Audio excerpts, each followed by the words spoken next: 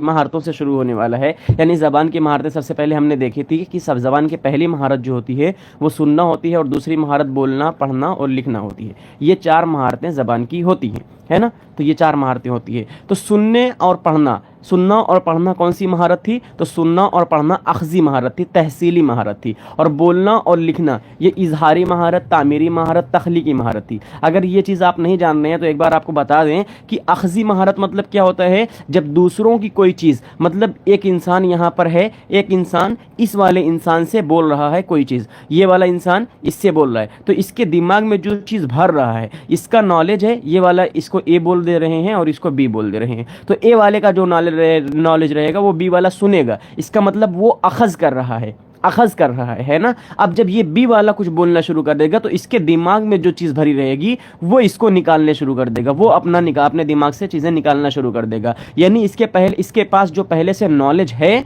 उसको ये निकालना शुरू करेगा। यानी इजहार कर रहा है अपनी चीज़, अपनी तामीर कर रहा है, अपने आप को तख्लीक कर रहा है। तो अपने से जब कोई चीज़ करेगा, जब मैं खुद से कोई चीज़ अपने नॉलेज के बारे में कुछ बोलूँगा तो मैं अपनी चीज़ों को इजहार कर रहा हूँ, अपनी बातों को इजहार कर रहा हूँ। अब जब मैं दूसरी की चीज़ों को सुनूंगा तो दूसरों की बातों को क्या कर रहा हूँ, मैं अखज़ कर रहा हूँ, दूसरी की बात को सुन रहा हूँ, उसके दिमाग को समझ रहा हूँ। लेकिन जब मैं खुद बोलूँगा तो मैं क्या करूँगा, मैं अपने आप को इजहार कर रहा हूँ। क्लियर? उम्मीद है आपको समझ में आ गया होगा।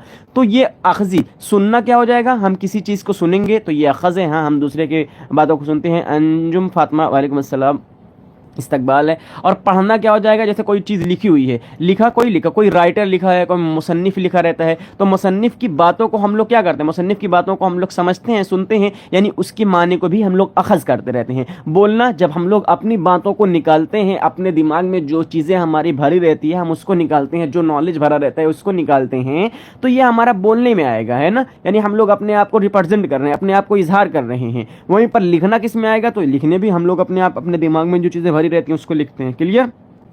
तो बोलना और लिखना इजहारी महारत है, सुनना और पढ़ना अख्ज़ी महारत है।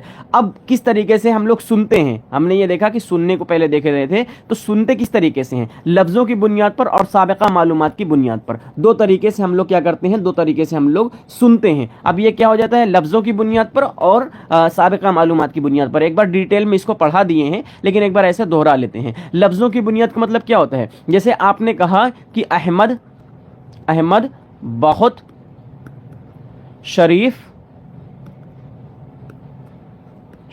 बच्चा है ना। ये आपने कह दिया अहमद बहुत शरीफ बच्चा है, ये आपने कह दिया। तो इसका मतलब क्या है, लफ्ज़ों की बुनियाद पर आप लफ्ज़ से समझ गए। या तो आप कहीं जा रहे हैं, मान लो ऐसा आप कहीं जा रहे हैं, आप अपने रिलेटिव रिश्तेदार के वहाँ जा रहे हैं, या ईद मनाने कहीं जा रहे हैं, टहलने घूमने, आपको कोई पता नहीं है, तो आप वहाँ पर एक बोर्ड देखेंगे, बोर्ड है ना, बोर्ड देखेंगे, यहीं पर आपको लिखा रहेगा कि उस जगह का एरिया और कितने किलोमीटर है, ये आप लफ्ज़ों की बुनियाद पर समझ जाएंगे, है ना। यानी ये आपके सामने लिखा है और आप पढ़ लिए हैं, आपको समझ आ गया। इशरत परवीन बहुत बहुत शुक्रिया, अगर आपने लाइक नहीं किया है तो कर दीजिए, हम बोलते हैं नहीं वैसे करने के लिए और लोग करते भी नहीं हैं, है ना। तो ऐसा रिक्वेस्ट करना हमको पसंद नहीं है। और खैर आगे बढ़ते हैं। तो ये जो है, जैसे आपने लफ्ज़ों की बुनियाद पर समझ लिया। अब आ जाते हैं साबिक़ा मालूमात की बुनियाद पर। साबिक़ा मालूमात की बुनियाद पर हमने ये कह दिया कि चलिए, हमने एक कह दिया कि भाई आज एक बहुत बड़ी, एक हमने क्या कहा, एक महामारी आई हुई है, महामारी, है ना। या ऐसे कह देते हैं एक कोरोना फैल गया, एक वायरस फैल गया है। हमने कहा कि एक वायरस फैल गया है, कहाँ पर, जैसे चाइना का नाम ले लो, चलो चाइना में एक वायरस फैल गया है, ऐसा एग्जाम्पल ले रहे हैं, ये एग्जाम्पल है, ऐसा सच्चाई नहीं है। ऐसा ना हो कि आप बोल दें कि सर बोल दिए हैं कोरोना में वायरस फैल गया, उसमें वायरस फैल गया तो वायरस फैल गया। ये एग्जाम्पल के तौर पर हम लोग ले रहे हैं ना। हमने कहा कि वायरस फैल गया है, कहाँ पर, कोई ऐसा एक देश का नाम ले रहे हैं, वहाँ पर वायरस फैल गया है। तो आप तुरंत आप क्या सोचेंगे, आपके दिमाग में एक थिंकिंग आएगी। कौन सी थिंकिंग आएगी? थिंकिंग ये आएगी कि अरे एक 2020 में क्या आया था, कोरोना आया हुआ था, कहीं वैसी उसी तरह तो नहीं है, क्या लॉकडाउन फिर से तो नहीं लग जाएगा। आपके दिमाग में क्या आया, लॉकडाउन फिर से तो नहीं लग जाएगा, ये कोरोना की तरह ही तो नहीं है, आपके दिमाग में ये चीज़ें आई। ये साबिक़ा मालूमात, यानी पुरानी मालूमात के बेस पर आपने सोचा, हमने कुछ कहा, हमने कहा कि एक वायरस बहुत तेजी के साथ फैल रहा है, तुरंत आपके दिमाग में क्या आ गया? तुरंत आपके दिमाग में लॉकडाउन वाला ख्याल आ गया, कोरोना वाला ख्याल आ गया। क्यों आया ये? क्योंकि आपके दिमाग में ये साबिका मालूमात है, यानी आप इस चीज से आपको एक्सपीरियंस हो गया है, आप समझ चुके हैं, इस वजह से आपके दिमाग में ये चीजें आई। अगर लफ्ज़ों की बुनियाद पर सिर्फ कहा जाए, जैसे यहाँ से लिख दिया गया है औरंगाबाद, औरंगाबाद कितने किलोमीटर है? औरंगाबाद 50 किलोमीटर, चलो ऐसा लिख दिया, एक बोर्ड पर लिख दिया गया औरंगाबाद 50 किलोमीटर। आप समझ गए कि हाँ भाई हमको जाना है औरंगाबाद, और औरंगाबाद जाने के लिए 50 किलोमीटर हमको और चलना पड़ेगा। ये आप लफ्ज़ों की बुनियाद पर समझ चुके हैं। लेकिन वही साबिका मालूमात की बुनियाद पर अगर बात की जाए, तो हमने आपसे कुछ आकर कहा, आप तुरंत पुराने, आप उसकी मानी समझने के पहले आप कहाँ चले जा रहे हैं? आप तुरंत साबिका मालूमात पर यानी पुराने ख्यालों में खो जा रहे हैं। तुरंत आप उसकी मानी नहीं समझ रहे हैं कि वायरस मतलब क्या होता है, ये सब नहीं, आप साबिका मालूमात की बुनियाद पर चले जा रहे हैं। तुरंत आप कहाँ चले जाएंगे? इस तरह कोरोना में चले जाएंगे, है ना। तो ये क्या हो जाएगा? साबिका मालूमात और लफ्ज़ों की बुनियाद पर। ये दो तरीके से हम लोग क्या करते हैं? सुनते हैं। वालेकुम अस्सलाम MD साहिल। और टाइम चेंज क्यों कर दिए? वो बहुत लोग बोल रहे थे ना 8 बजे की क्लास है, 8 बजे कर दीजिए, इस वजह से साहिल टाइम चेंज कर दिया गया, है ना। तो ये हो गया हमारे लफ्ज़ों की बुनियाद पर। अब तामीलाती और गैर तामीलाती बुनियाद पर सुनना। तामीलाती मतलब होता है जैसे हम लोग, दो लोग आपस में बात कर रहे हैं, ये एक इंसान है और ये एक इंसान है, ये दोनों आपस में बात कर रहे हैं, ये भी अपने आपस में बात कर रहा है, ये भी आपस में बात कर रहा है, ये कुछ बोल रहा है तो ये सुन रहा है, ये कुछ बोल रहा है ये सुन रहा है ना। यानी ये दोनों आपस में बोलते भी हैं और सुनते भी हैं। ये क्या हो जाएगा? ये तामीलाती समात हो जाएगी। गैर तामीलाती समात मतलब क्या है? जैसे अभी हम यहाँ से आकर पढ़ा रहे हैं, यहाँ पर बैठकर ऐसे हम यहाँ पर अपनी पेन और कॉपी ऐसा मतलब लेकर, पैड लेकर पढ़ा रहे हैं आप लोगों को, है ना। तो ये क्या हो जाएगा? ये आप एक तरफा सुन रहे हैं, आप सिर्फ हमको सुन रहे हैं, आप हमको देख नहीं रहे हैं, या फिर आप हमको आपकी बातों को हम नहीं सुन सकते। यानी यहाँ पर अगर मैं बैठा हुआ हूँ, ये देखो मैं हूँ और ये सब आप लोग हैं, है ना। ये अलग अलग देश के अलग अलग हिस्से में आप बैठकर हमारी वीडियो देख रहे हैं। तो अब यहाँ से जो बोला जा रहा है वो आप तक पहुँच जा रहा है, लेकिन आप जो बोलेंगे वो हम तक नहीं पहुँचेगा, ठीक है। आप जो बोलेंगे वो हम तक नहीं पहुंचेगा। तो एक तरफा जब बातें की जा रही हैं, एक तरफा जब सुना जाता है तो गैर तामीलाती समात कह जाता है। तामीलाती समात अगर ऑफलाइन क्लास चल रहा है, आप सामने बैठे हैं, हम सामने बैठे हैं, हम कुछ बोल रहे हैं, आप कुछ बोल रहे हैं, हम बोल रहे हैं, आप सुन रहे हैं, आप बोल रहे हैं, हम सुन रहे हैं, तो ये क्या हो जाएगा? ये तामीलाती समात हो जाएगा। लेकिन अगर एक तरफा सिर्फ बात की जाएगी तो गैर तामीलाती समात हो जाएगी। यानी सुनना, ये सब लफ्ज़ों की बुनियाद पर सुनते हैं हम लोग। ज़बान की कितनी महारतें होती हैं? तो 4 महारतें होती हैं। सुनना होता है, बोलना होता है, पढ़ना होता है और लिखना होता है। सुनना कितनी तरीके से हम लोग सुनते हैं? तो लफ्ज़ों की बुनियाद पर सुनते हैं और साबिका मालूमात की बुनियाद पर सुनते हैं। लफ्ज़ों की बुनियाद पर हम लोग समझते हैं और साबिका मालूमात की बुनियाद पर सोचते हैं। तामीलाती समात जब एक दूसरे से मिलकर बात करते हैं, वो भी कुछ बोलेगा, हम भी कुछ बोलेंगे, तो ये तामीलाती समात हो जाएगा। और जब एक तरफा बात करते हैं तो गैर तामीलाती समात हो जाएगा। अब दूसरे नंबर पर आ जाते हैं बोलने पर। बोलना यानी ये बोलना, पढ़ने पर आते हैं। बोलने का जाने दो। बोलने के कुछ अज्जा जो थे वो उसमें उसी में बता दिए गए थे। बोलने के ज़्यादा अज्जा है नहीं, है ना। वो बच्चा आसपास के इलाके से सीखता है और फिर बोलता है। पढ़ने के मराहिल और किस्में। इंदराज यानी पहचान होती है, शनाख्त उसको वो जान जाता है। इंदराज यानी दिमाग में कोई चीज़ छपती है, शनाख्त उसको पहचान हो जाती है, वो दिमाग में कायम रख लेता है और फिर उसको याद करने की कोशिश करता है रहता है। और याददाश्त फिर जब उसको रिकॉल करना रहता है, यानी लंबे समय तक याद करना रहता है, तो उसको याददाश्त बोलते हैं। बाजियाफ्त वो अपने इस्तेमाल जब करेगा उसको बाजियाफ्त बोलेंगे। कायम रखना अपने दिमाग में रखता है। शनाख्त यानी पहचान हो जाती है। इंदराज मतलब अपने दिमाग में कोई चीज़ सोचने लगता है, ठीक है। अब देखो जो पढ़ना है उसका किस तरीके से और किस्में होती हैं। सरसरी मुताला, बगौर जायज़ा, उमीक और वसी मुताला, बुलंद ख़्वानी और खामोश मुताला। सरसरी मुताला यानी हम लोग सिर्फ कंक्लूजन के लिए सरसरी मुताला करते हैं। बगौर जायज़ा यानी कोई डेट तारीख याद करनी खोजनी रहती है तो बगौर मुताला। उमीक मुताला यानी गहराई से हम मुताला करते हैं। वसी मुताला यानी अपने लुत्फ़ अंदोज़ी के लिए करते हैं। बुलंद ख़्वानी चिल्ला चिल्ला कर मुताला किया जाता है। और खामोश मुताला ये भी लुत्फ़ अंदोज़ी के लिए किया जाता है। क्लियर? इतनी चीज़ हम लोग पढ़ चुके हैं, सुनना, बोलना, पढ़ना। अब बात आ जाती है लिखना पर। एक बहुत ज़्यादा इंपॉर्टेंट है लिखना और पढ़ना। ये दोनों से ज़्यादा क्वेश्चन बनते हैं। लिखना और पढ़ने से इन दोनों को ज़्यादा से पढ़ लीजिएगा और फिर सुनने को थोड़ा बहुत देख लीजिएगा, है ना। बोलने से बहुत ज़्यादा क्वेश्चन नहीं बनते हैं। तो आ जाते हैं लिखना पर। आप बोल रहे हैं PDF आप डेली नहीं भेजते। हाँ साहिल ना, वो क्या होता है कि दिमाग से उतर जाता है। कोशिश करते हैं, है ना, भेज देने की रोज़ ही प्रॉपर। चलो आ जाते हैं लिखना पर। मखसूस आवाज़ों की तहरीर, महर वालेकुम अस्सलाम। मखसूस आवाज़ों की तहरीरी शक्ल देने का अमल ही क्या कहलाता है? लिखना कहलाता है। लिखना तहरीरी शक्ल में तामीराती इजहारी महारत है, यानी हम लोग इसका इजहार करते हैं। हरकी नशोनुमा यानी मोटर डेवलपमेंट के लिहाज से लिखने को बारीक खुरकी महारत कहते हैं। यानी आप लोगों ने ये देखा होगा कि मोटर स्किल्स आपने पढ़ा है, मोटर डेवलपमेंट है ना, मोटर स्किल्स। एक होता है ग्रास होती है और एक होता है फाइन। ग्रास मतलब क्या होता है? ग्रास मतलब होता है आपके पैर की बड़ी बड़ी जो हड्डियां होती हैं वो जब काम करती हैं तो वो ग्रास बोली जाती हैं। फाइन मतलब होता है जैसे आपकी आंख काम कर रही है, आपकी आंख काम कर रही है, या आपका उंगलियां काम कर रही हैं, है ना, जो बारीक चीजें आपकी काम करती रहती हैं उसको क्या बोलते हैं? फाइन मोटर स्किल्स बोलते हैं, है ना। तो ये क्या लिखना क्या है? लिखना हमारा फाइन में आ जाएगा, यानी बारीक खरकी महारतों में आ जाएगा। क्लियर? तहरीर में ख्यालात और जज्बात का इजहार ना हो तो तहरीर बेमानी रह जाती है। ये बात तो नॉर्मल सी है कि अगर आप कुछ लिख रहे हैं, अगर आप कुछ लिख रहे हैं और लिखने के बाद क्या हो जा रहा है, अगर आप कुछ लिख रहे हैं और लिखने के बाद आप में उसमें कोई बेमानी हो, यानी कोई मानी नहीं निकल पा रहा हो, तो वो क्या है? बेजानी हो जाती है। उसका मतलब कोई मतलब ही नहीं है। अगर आप उसमें कोई चीज़ का इजहार नहीं कर रहे हैं, कोई जज्बात का इजहार नहीं कर रहे हैं, कोई ख्यालात का इजहार नहीं कर रहे हैं, तो वो बेकार ही रह जाती है। लिखना ही वो अमल है जिससे इंसान अपने जज्बात की अक्कासी करता है, इसलिए इसको तख्लीकी महारत भी कहते हैं। यानी लिखने से ही हम लोग क्या करते हैं? लिखने से ही हम लोग अपने आप को बनाते हैं। यानी हम अपने आप के, जैसे बायोग्राफी होगी, है ना, यानी इंसान अपने बारे में जब जैसे सामान्य हयात हो गई, है ना, सामान्य हयात, ये किसी इंसान के ऊपर लिखी जाती है सामान्य हयात। लेकिन एक चीज़ और होती है जो खुदनविश्त होती है। खुदनविश्त, है ना, खुदनविश्त आपने सुना होगा, खुदनविश्त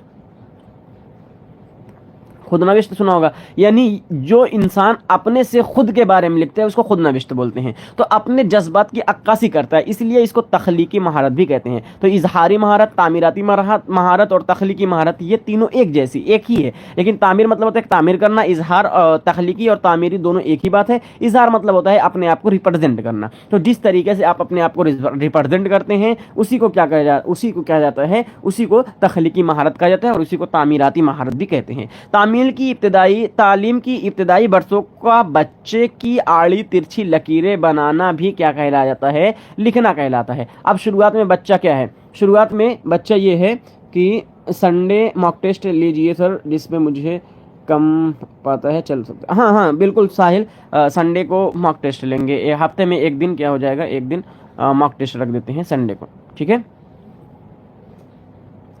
तो तालीम की इब्तदाई बरसों में, अब शुरुआती दौर में बच्चा आया हुआ है। शुरुआती दौर में बच्चा क्या करता है? वो ऐसे ऐसे लाइन पढ़ता है, लिखने की कोशिश करता है, लेकिन वो लिख नहीं पाता, ऐसे ऐसे लाइन पढ़ता रहता है ना।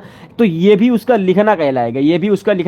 एक नंबर का क्वेश्चन यहाँ से बनेगा कि अगर बच्चा बच्चा क्या कर रहा है, बच्चा वो बारीक लकीरें पार रहा है या तिरछी बिरछी लकीरें पार रहा है, तो आपके हिसाब से ये लिखने की महारत होगी, या आपके हिसाब से ये बेकार की चीज़ें हैं? ये बेकार की चीज़ें, तो बेकार की चीज़ें नहीं है, ये लिखने की महारत हो जाएगी और लिखना में ही इसको शुमार किया जाएगा। अब तहरीर के अज्जा देख लेते हैं। तहरीर के अज्जा क्या क्या है, यानी लिखने के अज्जा क्या क्या होते हैं। तहरीर साफ़ सुथरी हो, इसमें इमला की गलतियाँ ना हो, लिखने की एक मुनासिब रफ्तार हो, यानी अगर एक उस्ताद के बारे में बात की जा रही है तो उसके राइटिंग अच्छी हो, इमला अच्छा हो और लिखने के मुनासिब एक रफ्तार हो, असलूब तहरीर मुतासिर करने वाला हो, और तहरीर में मुनासिब मुकामात पर एराब और रमूज़ औकात का इस्तेमाल भरपूर किया जाना चाहिए। तहरीर के हरूफ सीधी ख़त में और यकसा साइज़ के हों, उनके दरमियान फासला यकसा हो, जुमलों के दरमियान रब्त और हम आहंगी भी पाई जाए। अब इसका मतलब क्या है? इसका मतलब ये होता है कि अगर आप उस्ताद हैं,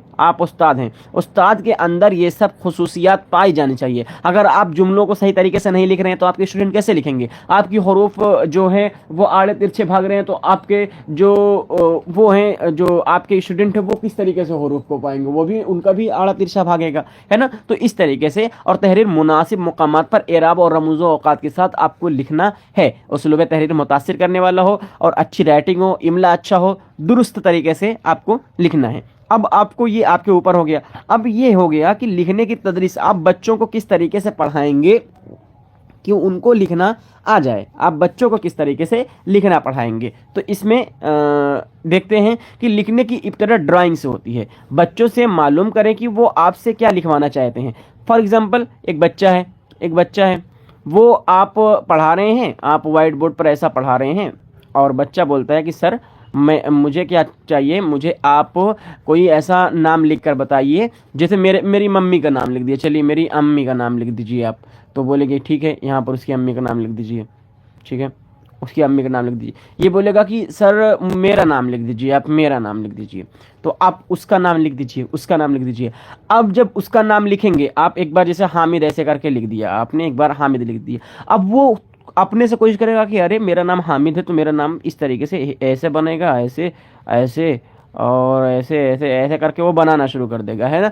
तो फिर वो धीरे धीरे हामिद अच्छी तरीके से लिखना शुरू कर देगा, लेकिन वो पहले आड़ी तिरछी लकीरें भी खींचना शुरू कर देगा। तो वो जो चाहता है, जिस लफ्ज़ के साथ वो पढ़ना चाहता है, आप उसके साथ उसको पढ़ाइए, है ना। ये लिखने की तदरीस है। यानी अगर आप उसको लिखने के अंदर उसके अंदर तहरीर को फ़रोग देना चाहते हैं, तो आपको उसके हिसाब से लिखना पड़ेगा। वो जो चाहेगा उस हिसाब से उसको लिखकर बताएंगे तो वो ज़्यादा अच्छे तरीके से सीखेगा और ज़्यादा अच्छे तरीके से वो लिखने का हुनर उसके अंदर फ़रोग पाएगा। तो निसाबी मवाद के बजाय बच्चे के तजर्बात तहरीर करें। यानी निसाब में जो चीज़ लिखा हुआ है ज़रूरी नहीं है बच्चा जो चाहता है वो लिखें। बच्चा चाहता है कि उसके अंकल का नाम लिखा जाए, अंकल का नाम लिखो। बच्चा चाहता है उसके शहर का नाम लिखा जाए, उसके शहर का नाम लिखो, है ना। जिस भी तरीके से बच्चा चाहता है कि जो मुझे व्हाइट बोर्ड पर या ब्लैक बोर्ड पर जो चीज़ लिखकर बताई जाए उस हिसाब से आप लिखाइए। ज़रूरी नहीं है कि जो निसाबी मवाद है उसी के बेस पर आप क्या करें, उसी के बेस पर आप लिखें, है ना।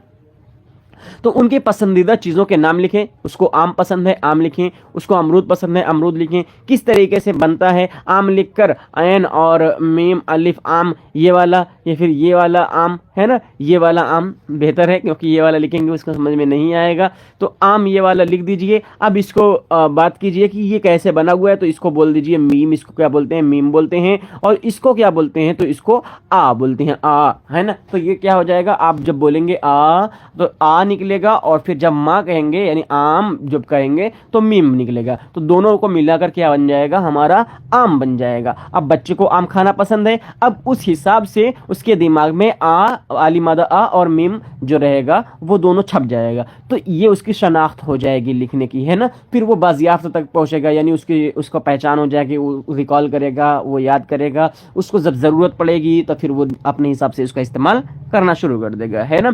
तो निसाबी मवाद के बजाय बच्चे के तजर्बात लिखें, उसके पसंदीदा चीज़ों के नाम लिखें। आप जमात में चार्ट लगाएं, प्रिंट का माहौल बनाएं। हमें पता भी नहीं लगता और बच्चा स्कूल के दरो दीवार पर तहरीर करदा मवाद से बहुत कुछ सीख जाता है। अगर हम सच्चे मानों में बच्चे के खैर ख्वाह में हैं तो निसाबी मवाद कुतुब के दायरे से बाहर निकलने की ज़रूरत है। निसाबी कुतुब को ही सब कुछ मान लेना या निसाबी कुतुब की तदरीस तक अपने आप को महदूद कर लेना मुनासिब नहीं है। आप बच्चों को ज़्यादा से ज़्यादा दिलचस्प मवाद फराम करें। अब देखो, आपको याद है जब आप बच्चे थे, जब आप छोटे थे, तो आपको जब ऐसा आपके पास भी हो सकता है बच्चों, क्योंकि आपको हो सकता है याद ना हो, तो जैसे जब आप कहीं जाते थे मम्मा के साथ, अब मतलब अपनी अम्मी के साथ जाते थे या भाई बहन के साथ, जब बहुत छोटे थे, है ना, जब आपको हिज्जे लगाने का ढंग आ रहा था, हिज्जे जान रहे हैं ना, जो तोड़ तोड़ कर सुनते हैं। तो आप जब कोई पोस्टर पर देखते थे तो आप क्या करते थे, हिज्जे लगाने का ढंग हिज्जे लगा कर उसको पढ़ने की कोशिश करते थे। हिज्जे लगा कर आप क्या करते थे, उसको पढ़ने की कोशिश करते थे, है ना, करते थे कि नहीं करते थे। तो इसका मतलब ये हुआ कि जो बच्चे हैं वो आसपास के माहौल से सीखते हैं। यानी उनको सिर्फ एक बार आप बता दीजिए किस तरीके हिज्जे लगाना है, फिर उसके आसपास से जो भी चीज़ रहेगी सबका वो हिज्जे लगाना ही क्या कर देते हैं, शुरू कर देते हैं। तो ऐसा माहौल क्रिएट कर दीजिए अपने क्लास में, ऐसा माहौल बना दीजिए, चार्ट लगा दीजिए, प्रिंट का माहौल बना दीजिए, ताकि अगर बच्चा कोई चीज़ देखे उसका हिज्जे लगाए और उससे वो बढ़िया तरीके से सीख जाए, है ना। ये होगी तदरीस। अब आ जाते हैं लिखने सिखाने के तरीके।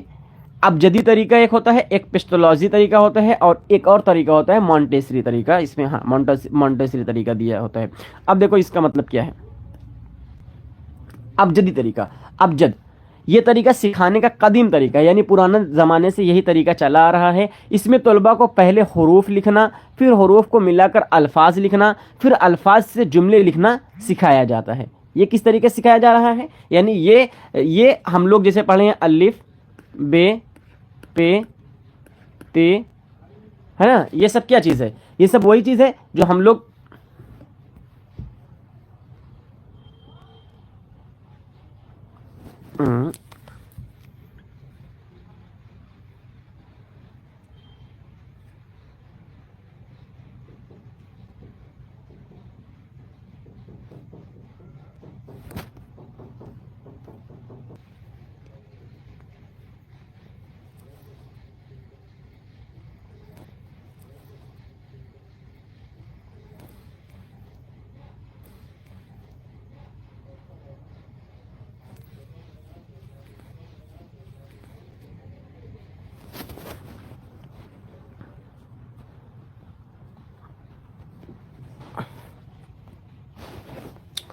थोड़ा सा डिस्टरबेंस हुआ उसके लिए।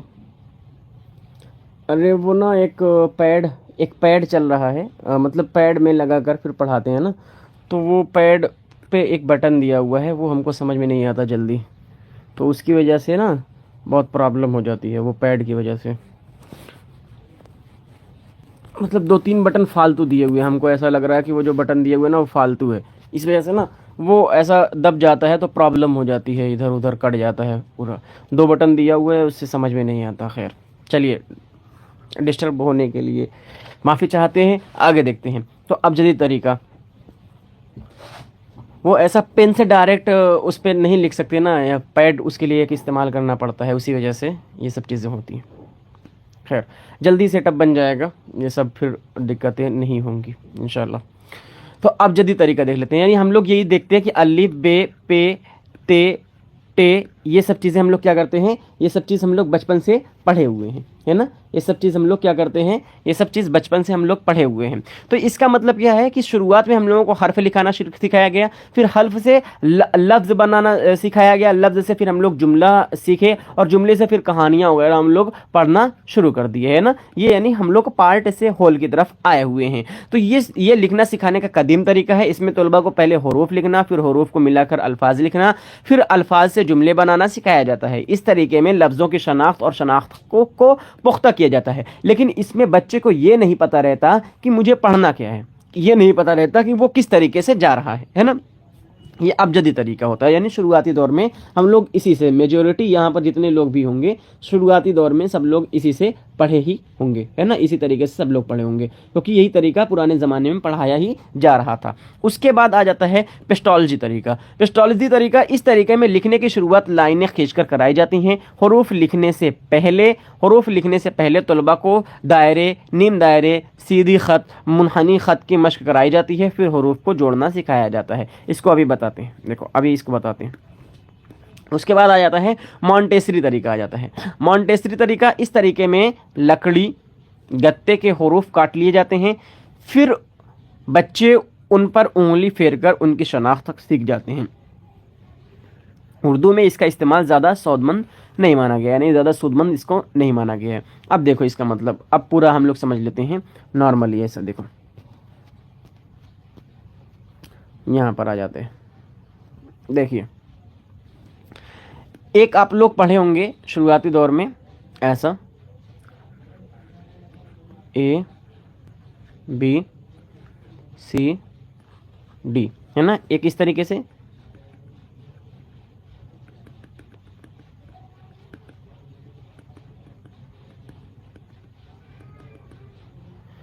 ऐसा कुछ देखे हो? वैसे आप लोग ये सब नहीं पढ़े होंगे, क्योंकि ये सब है ना इस तरीके से। अब एक कॉपी आती है, बच्चा इसी पर क्या करेगा, इस तरीके से एक कॉपी आती है, बच्चा इसी को ऐसे दोहरा देगा, बच्चा इसी को ऐसे क्या करेगा, दोहरा देगा, ठीक है। उसको लाइन खींचने का ढंग आ गया। अब वो धीरे धीरे करके इसको क्या करेगा, कभी कभी ऐसे अकेला लिखना शुरू कर देगा, अकेला लिखना शुरू कर देगा।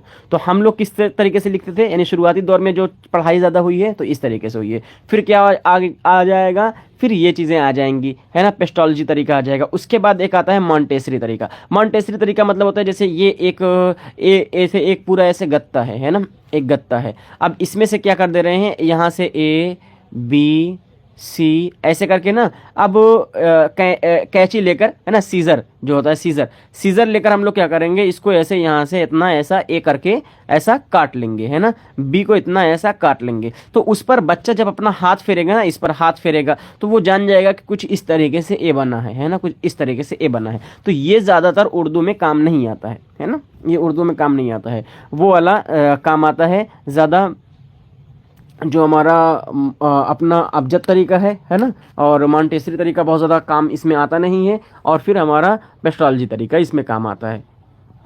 अब आ जाते हैं तहरीरी महारत की नशोनुमा, यानी तहरीरी महारत को फ़रोग़ देने की जो नशोनुमा, यानी किस तरीके से आप उसकी महारत को आगे बढ़ाएंगे, उसको आगे करेंगे।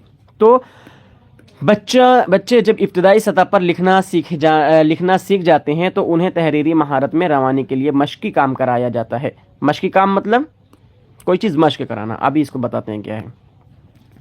इसलिए इसके लिए नकल नवेशी यानी हाशिया छोड़कर सीधी लाइन में मुनासिब फासले के साथ हरूफ के दायरे, सोसे, नुक्ते और मरकज़ को सही तरीके से लिखना और उसके बाद इमला नवेशी यानी बग़ैर देखे लिखने की मश्क कराई जाती है।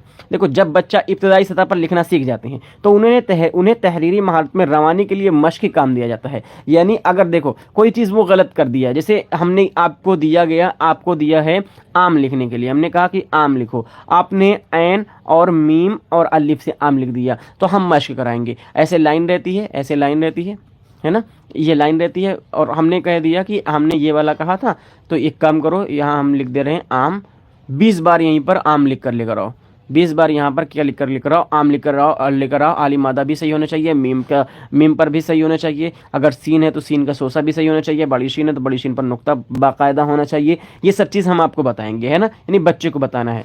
तो बच्चे को रवानी के लिए मश्क काम कराया जाता है। इसके लिए नकल नवेशी यानी वन पेज राइटिंग आप कह सकते हैं लिखने के लिए। 1 पेज राइटिंग यानी एक पेज नकल लिखकर रोज़ लेकर आना है। नकल नवेशी यानी हाशिया छोड़कर सीधी लाइन में मुनासिब फासले के साथ हरूफ के दायरे में सोसे, नुक्ते और मरकज़ को सही तरीके से लिखना। उसके बाद इमला नवेशी यानी जब वो राइटिंग लिख कर आते हैं तो हफ्ते में एक दिन क्या किया जाता है, हफ्ते में एक दिन इमला नवेशी यानी इमला वगैरह बोल सकते हैं, बगैर देखे लिखने की मश्क कराई जाती है।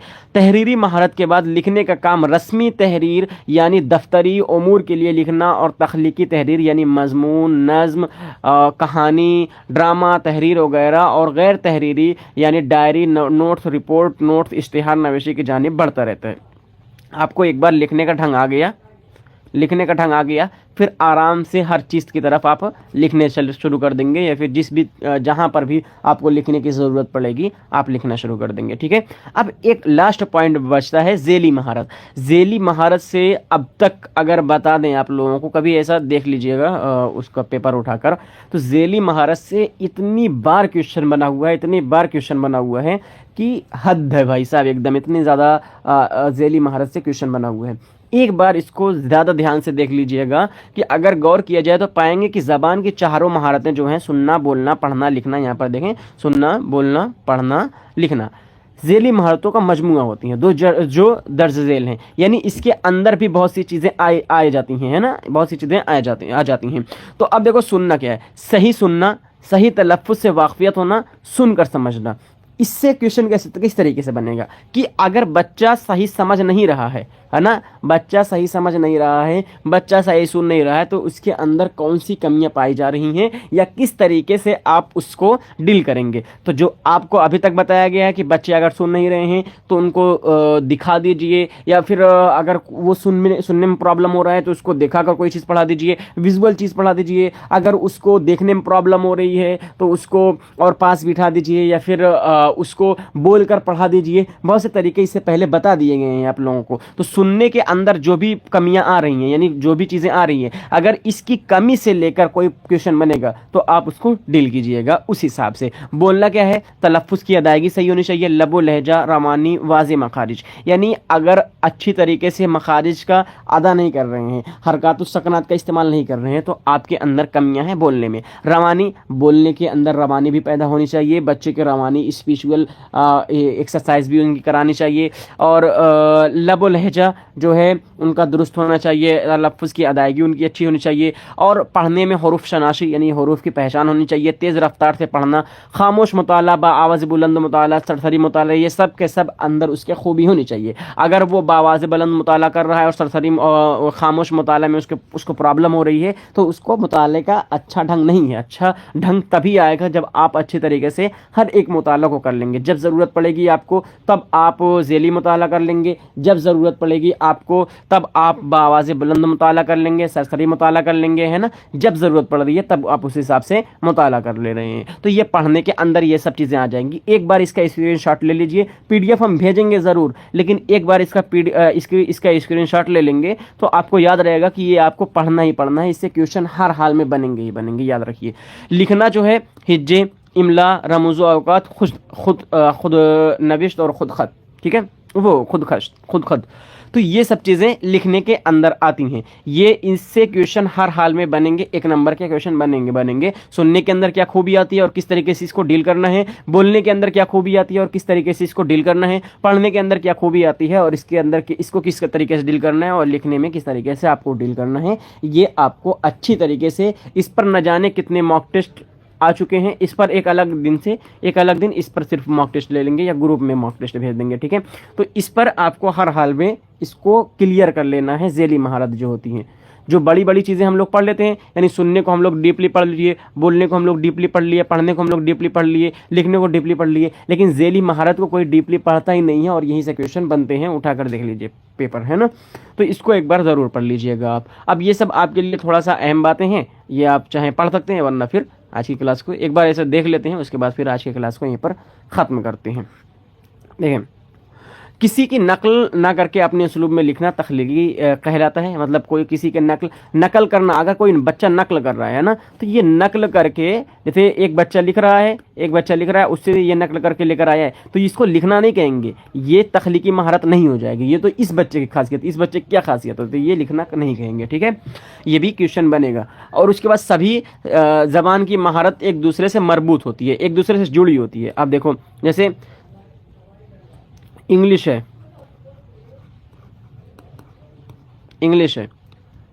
उर्दू है, उर्दू में बोला जाता है, उर्दू में इसको मुस्कान बोला जाता है ना। जैसे इसमें इस्माइल बोल दो, इस्माइल, वहीं पर इस पे मुस्कान होता है। तो अब देखो, मुस्कुराना को क्या हो जाएगा, इस्माइल, है ना। मुस्कुराना क्या हो जाएगा, इस्माइल हो जाएगा।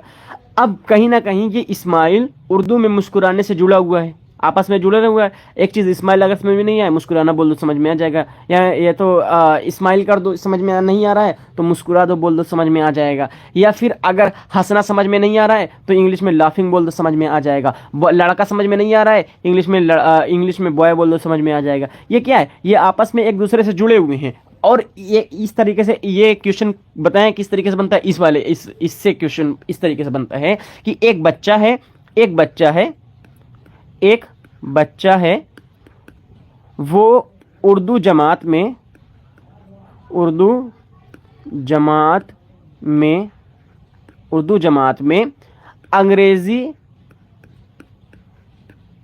अंग्रेजी का लफ्ज़ समझने के लिए इस्तेमाल करता है। अब ये पूछा जाएगा कि आपके हिसाब से ये क्या है। आप अगर एक उस्ताद के तौर पर आप इसको किस तरीके से देख रहे हैं। बच्चे को अंग्रेज़ी लफ्ज़ इस्तेमाल करने से रोक देंगे, कि नहीं इस्तेमाल करना है, या फिर आप इसको फ़रोग देंगे कि अंग्रेज़ी लफ्ज़ आप इस्तेमाल कर सकते हैं, या फिर कुछ नहीं बोलेंगे, या बच्चे को डांट कर बिठा देंगे। ऐसे ऐसे ऑप्शन आ जाएंगे। तो आप ये बताइए कि अगर एक बच्चा, आप अपने से सोचिए, एक बच्चा वो उर्दू जमात में अंग्रेज़ी का लफ्ज़ समझने के लिए इस्तेमाल करता है, तो ये आपके हिसाब से सही है या गलत है? एक बार जवाब दीजिए, सही है या गलत है? इंतज़ार कर रहे हैं आपके जवाब का। एक बार बताइए कि ये आपके अकॉर्डिंग, यानी आप क्या चाहते हैं कि ये सही है या गलत है? आपके हिसाब से ये क्या होगा?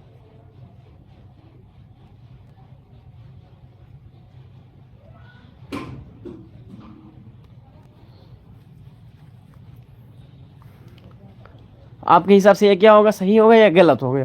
तो ये क्या हो जाएगा, ये सही हो जाएगा। अगर एक बच्चा उर्दू जमात में अंग्रेज़ी का लफ्ज़ इस्तेमाल कर रहा है समझने के लिए, तो ये सही है, आप इस पर रोक टोक नहीं कर सकते, आप इस पर रोक टोक नहीं कर सकते। क्यों? क्योंकि वो चाहता है, उसको अंग्रेज़ी लफ्ज़ ज़्यादा बेटर आ रहा है, उर्दू में उसको परेशानी है, तो अंग्रेज़ी लफ्ज़ आप कम कीजिए। लेकिन आप ये सोचिए कि अंग्रेज़ी लफ्ज़ ख़त्म हो जाए, तो ख़त्म नहीं होने वाला। ठीक है, ये सही है। आप ये एक उस्ताद हैं, तो आप ये कोशिश कीजिए कि आप उर्दू लफ्ज़ का इस्तेमाल करें, बच्चे भी उर्दू लफ्ज़ का इस्तेमाल करें। लेकिन अगर समझ नहीं पा रहा है तो उसको हिंदी लफ्ज़ में भी इस्तेमाल करने दीजिए और अंग्रेज़ी लफ्ज़ में भी इस्तेमाल करने दीजिए। जब वो समझ जाएगा तो फिर वो उर्दू लफ्ज़ में इस्तेमाल करना शुरू कर देगा। क्लियर? सुनना और बोलना इब्तदाई महारतें हैं, यानी प्राइमरी स्किल्स कहलाती हैं। ये शुरुआती दौर में बच्चे के अंदर आ जाती हैं, सुनना भी ढंग आ जाता है और बोलने का भी ढंग आ जाता है उसके अंदर। और फिर बोलना और लिखना तक़वियती महारतें हैं, यानी रीइंफोर्समेंट स्किल्स होती हैं। और फिर किरदार के ज़रिए बातचीत करने से तलबा में सुनने की महारत उजागिर हो जाती है ना। किरदार के ज़रिए से बातचीत करने में तलबा के अंदर महारतें उजागिर आ जाती हैं। उसके बाद इब्तदाई सतह पर इशरत PDF ग्रुप में मिल जाएगा, व्हाट्सअप ग्रुप है, नीचे डिस्क्रिप्शन में एक ग्रुप का लिंक दिया गया होगा, टेलीग्राम का भी और व्हाट्सअप का भी। आप दोनों से कहीं से भी ज्वाइन कर सकते हैं। वैसे व्हाट्सअप पर ज़्यादा एक्टिव रहते हैं, व्हाट्सअप पर ही ज्वाइन कर लीजिए या फिर टेलीग्राम पर, दोनों जगह आपको PDF मिल जा रहा है। ठीक है। इब्तदाई सतह पर लिखने की महारत को फ़रोग देने के लिए उस्ताद को तलबा की निजी ज़िंदगी से मुताल्लिक मौजूद देने चाहिए। वही बताया कि उसके आसपास के माहौल से उसको जोड़ें। हकीकी ज़िंदगी जैसे माहौल में बच्चे को ज़्यादा से ज़्यादा बात करने का मौका देकर उनको बोलने की सलाहियत को फ़रोग दें, ज़्यादा से ज़्यादा